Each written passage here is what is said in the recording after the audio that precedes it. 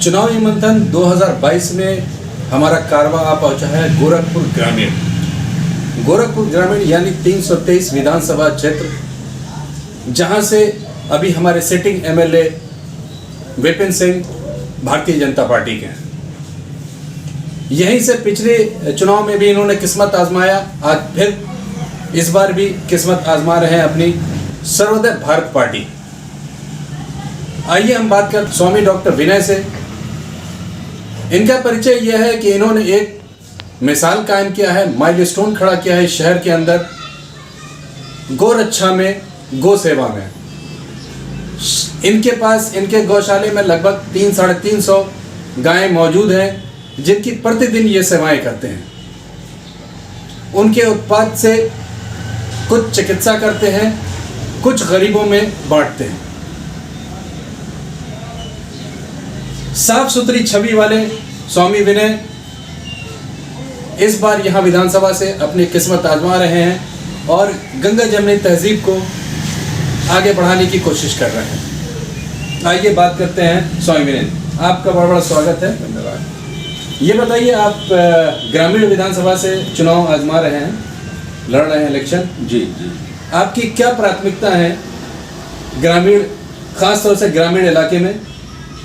ग्रामीण इलाके में मेरी जो सबसे बड़ी प्राथमिकता है वो हम गौ टेक्नोलॉजी को लागू करना चाहते हैं, क्योंकि आज हमारे ग्राम सभाओं में जो न्याय पंचायत है वहाँ के खेतों में बहुत बड़ी संख्या में हमारे जो गौवंश हैं, तमाम सारे जानवर हैं जो किसानों का फसल बर्बाद कर दे रहे हैं। रोड पर बहुत सारे जानवर दिखाई देते हैं। तो जब मेरी गौ टेक्नोलॉजी लागू हो जाएगी तो इससे मल्टीपल लाभ होने लगेगा। जैसे जब हमारी गौ टेक्नोलॉजी लागू होगी तो जो हमारे गौवंश का गौमूत्र है उसकी कीमत 300 रुपये के आसपास होगा। गोबर 25 से 30 रुपया किलो बिकेगा। तो सबसे बड़ी चीज़ है, जो हमारी बहुत बड़ी संख्या में हमारे जो नौजवान हैं लगातार बेरोजगार हो रहे हैं, किन कर्तव्य विमूढ़ की स्थिति में डिप्रेशन में जा रहे हैं, वह हमारे नौजवान साथी रोजगार पा जाएंगे। घर पर ही उनको रोजगार मिलेगा और हमारे जो किसान है उनका जो फसल बर्बाद हो रही है इस गोवंश के द्वारा, वो फसल बच जाएगी।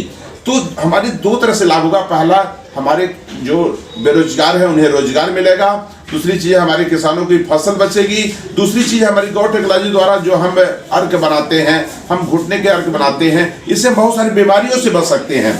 इसके अलावा हम पर्यावरण की रक्षा कर सकते हैं, क्योंकि जो गौ टेक्नोलॉजी है उसमें गोबर, घी और चावल को जब मिलाते हैं तो फॉर्मल्डिहाइड गैस निकलती है, और वह गैस जहाँ निकलेगी वहाँ पर कोरोना क्या उससे भयंकर और भी खतरनाक अगर वायरस रहेंगे तो वो भी वायरस समाप्त हो जाएंगे। तो हम इन्फेक्शन से बच सकते हैं, बीमारियों से बच सकते हैं, हमारे पर्यावरण की रक्षा हो जाएगी। और सबसे बड़ी बात जो अंतिम में है कि हम चरित्र का निर्माण कर पाएंगे, क्योंकि जो हमारी गौ टेक्नोलॉजी है उसके गोवंश जो देसी गाय के दूध है उसमें प्रोलीन नाम का एंजाइम पाया जाता है, और उस एंजाइम वाले दूध को जब हमारा नौजवान या हमारा कोई भी व्यक्ति पिएगा तो उसके अंदर सभ्यता और शालीनता आएगी। इसके अलावा हमारा जो ग्रामीण विधानसभा का जो दूसरा पहलू है वो हम बाल संस्कार केंद्र हर गांव में मैं शुरू करना चाहता हूं। आज लोगों के पास पैसे तो हैं, लेकिन संस्कार का कहीं न कहीं बच्चों में अभाव दिखाई दे रहा है। तो मेरी प्राथमिकता है कि हर गांव में बाल संस्कार केंद्र खुलेगा और हम इस माध्यम से बच्चों को हम संस्कार सिखाने का प्रयास करेंगे। और इसके साथ साथ जो हमारी जो खेती है, जो हमारे ग्रामीण विधानसभा में बहुत बड़ी संख्या खेती पर निर्भर करता है, उसके लिए हम गौ टेक्नोलॉजी द्वारा हम जो है जैविक खाद का निर्माण करेंगे, हम पेस्टिसाइड का निर्माण करेंगे। जहां यूरिया के द्वारा पैदा हुए अनाज को खा करके लोग बीमार पड़ रहे हैं, पेस्टिसाइड का प्रयोग करके बहुत तरह की बीमारियां लोग पा जा रहे हैं, उन बीमारियों से हमारा बचाव होगा। और इसके अलावा हम ग्रामीण विधानसभा में हम देखते हैं कि आज जो वहाँ पर बाढ़ की स्थिति है बहुत भयावह हो जाती है। 3-4 महीने तक हमारे लोग असहाय बने पड़े रहते हैं। तो हम देखते हैं कि हमारे जनप्रतिनिधियों की उपेक्षा के कारण, या हम देखते हैं छोटी छोटी उपेक्षा के कारण हमारा किसान बदहाल है। तो वो सारे विषयों पर हम अपना ध्यान केंद्रित किए हुए हैं। और अगर जनता हमें अब की बार अवसर देती है, जो कि पिछली बार चुनाव में लड़ा था, बहुत सारे प्रेम और सहयोग जनता से मिला था, अब की बार हर गांव में मेरी कमेटी बन गई है। बाल संस्कार केंद्र लगभग हर गांव में मेरा शुरू होने जा रहा है। बहुत बड़ी संख्या में लोग जान गए हैं मुझे, और ये जान गए हैं कि अगर शहीदों के सपनों का भारत बनाना है तो डॉक्टर विनय को गोरखपुर ग्रामीण विधानसभा से जिताना होगा। यह लोगों में विश्वास पैदा हम कर चुके हैं। और अभी आप देखे होंगे कि अभी हम विवेकानंद जयंती के अवसर पर हमने 35 लोगों की आंख का ऑपरेशन कराया है। ऐसे लोगों का ऑपरेशन कराया है जिनके आगे पीछे कोई नहीं है। तो हम ऐसे अंतिम व्यक्ति तक पहुंचने का, मैं विभिन्न तरीके से पहुंचने का प्रयास कर रहा हूँ। बहुत अच्छी बात है, आपने रोजगार की बात की है। वर्तमान सरकार का और गोरखपुर के परिप्रेक्ष्य में अगर हम देखें तो यहाँ पर फर्टिलाइज़र शुरू हो चुका है, एम्स चिकित्सा के लिए आ चुकी है, जू चिड़ियाघर यहाँ पर खुल चुका है, नौका विहार यहाँ पर डेवलप हो चुका है। तो रोजगार के संसाधन तो अभी वर्तमान सरकार दे ही रही है। आप किस तरह से इस गो टेक्नोलॉजी को ले जाकर के रोजगार में आप सहयोग करेंगे? देखिए, बहुत बड़ा अच्छा क्वेश्चन आपका रहा। मैं बहुत खुश हूँ आपके क्वेश्चन से। मैं एक एक चीज़ों को बहुत अच्छे से बताना चाहूँगा। जैसे आपने बात किया जो है इसका एम्स का, ठीक है, एम्स को हमारी सरकार खोली है, लेकिन हमारे एम्स की एक निश्चित क्षमता है। हमारे सरकार ने एम्स खोला तो हमारे सरकार ने गोरखपुर में शुद्ध प्लस की फैक्ट्री भी खोल दिया। और शुद्ध प्लस की फैक्ट्री खोलने से यह अनुमान लगा लिया गया है लगभग पर डे उस फैक्ट्री के द्वारा 7 से 8 कैंसर के मरीज पैदा होते हैं। और अगर हम एक तरफ शुद्ध प्लस की फैक्ट्री खोल रहे हैं, दूसरी तरफ एम्स खोल रहे हैं, तो निश्चित रूप से मेरे बात ये बात समझ में आती नहीं है। इसलिए हम इस बात को ध्यान देने वाले हैं कि हमें एम्स की जरूरत ही न पड़े, हमारे लोगों को बीमारी हो ही न, हम उस सिस्टम में काम करने का प्रयास कर रहे हैं। और दूसरी चीज़ जो आपने कहा है कि यहाँ पर चिड़ियाघर बन गया है, तो चिड़ियाघर की हालत यही है। अभी आप कुछ ही दिन पहले देखे होंगे कि जब हमारा यह 25 दिसंबर था और उसके बाद हमारा जो पहली जनवरी था, तो हालत ये रहा कि तारामंडल से लेकर के और भगत चौराहे से तारामंडल होते हुए सिकटौर तक पूरा प्रशासन असहाय हो गया था। और वहाँ पर तमाम सारे नौजवान, तमाम सारे जरूरतमंद, तमाम सारे बीमार फंस गए थे और लगभग 7 से 8 घंटे तक वो सब जाम पड़ा रहा। तो हमें ऐसे विकास की आवश्यकता नहीं है जिस विकास के द्वारा हमारा आम आदमी प्रभावित हो रहा है। और तीसरी बात, मैं फर्टिलाइजर की आप बात किए हैं, तो फर्टिलाइजर की बात तो मैं भी कर रहा था। मैं उस फर्टिलाइजर की बात कर रहा हूं जहां गोवंश के द्वारा आधारित फर्टिलाइजर हो। अगर हमारे कहे पर, जो मैं बहुत पहले से मांग कर रहा हूं, अगर जैविक खाद का कारखाना खुला होता गोरखपुर में तो आज हमारे किसानों का रोजगार बढ़ गया होता, हमारा गोबर बिकता, हमारा गोमूत्र बिकता और हम जैविक खाद द्वारा बना हुआ अनाज खाते, उसको खा करके हमारा लड़का पहलवान होता, हम रोग मुक्त होते।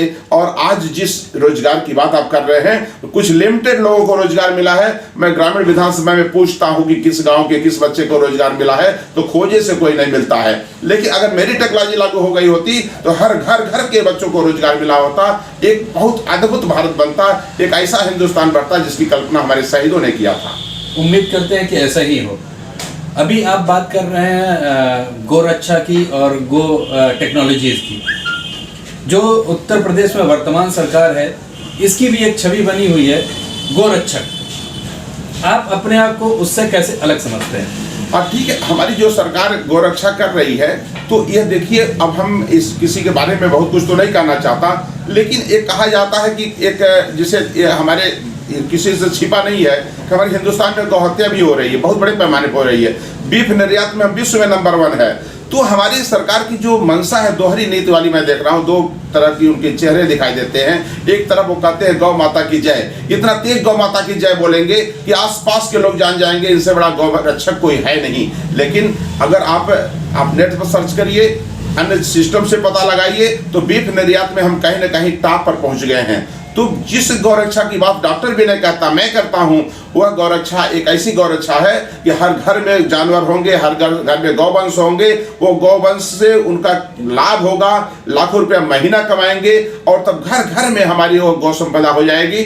और इनका जो सिस्टम है वह कुछ निश्चित रूप से गौशाला या जिसे कुछ एक एरिया बनाए हैं जहां पर गायों को या गौवंश को रखा जाता है। और यह कहने की जरूरत नहीं है, बल्कि आप सब देख सकते हैं, मीडिया से हैं और सारे लोग इस बात को जानते हैं, वह हमारे गौ माता की, हमारे गोवंश की कितनी दुर्दशा है। तो मैं दुर्दशा वाला गौरक्षा नहीं चाहता हूं, बल्कि ऐसा गौरक्षा चाहता हूं जिसके द्वारा आम व्यक्ति खुशहाल हो जाए और उसके रोजगार मिल जाए, बीमारियां दूर हों और घर घर में हमारी गौवंश हंसते हुए दिखाई दे। ग्रामीण क्षेत्र की अगर बात करें तो वहाँ पर जो सर्वे रिपोर्ट आई है, वहाँ पर शिक्षा का बहुत ज़्यादा अभाव है। तो शिक्षा के लिए आप, शिक्षा, चिकित्सा, इसके लिए आपका क्या एम है? देखिए, जो हमारा स्वास्थ्य और शिक्षा है ये बहुत बड़ा मुद्दा है, और हमने देखा है कि विगत 5 साल से नहीं बल्कि बहुत पहले से मैं देख रहा हूँ कि जो भी सरकारें आ रही हैं वो स्वास्थ्य शिक्षा के प्रति लापरवाही साबित हो रही हैं। अभी आप कुछ ही दिन पहले आप देखे होंगे कि हमारे यहाँ पर एक कार्यक्रम किया गया था गोलघर में, और उस कार्यक्रम के कारण हमारा विद्यालय बंद कर दिया गया था। तो ये सरकार हो चाहे पिछली सरकार हो, सारी सरकारें जो हमारी स्वास्थ्य और शिक्षा के लेकर के एकदम उदासीन है। और जहाँ तक मेरी सोच है, मैंने अभी कोनी गांव में एक विद्यालय को गोद लिया है, हमने एक यहाँ पर बनगटी चक में विद्यालय उसको गोद लिया है।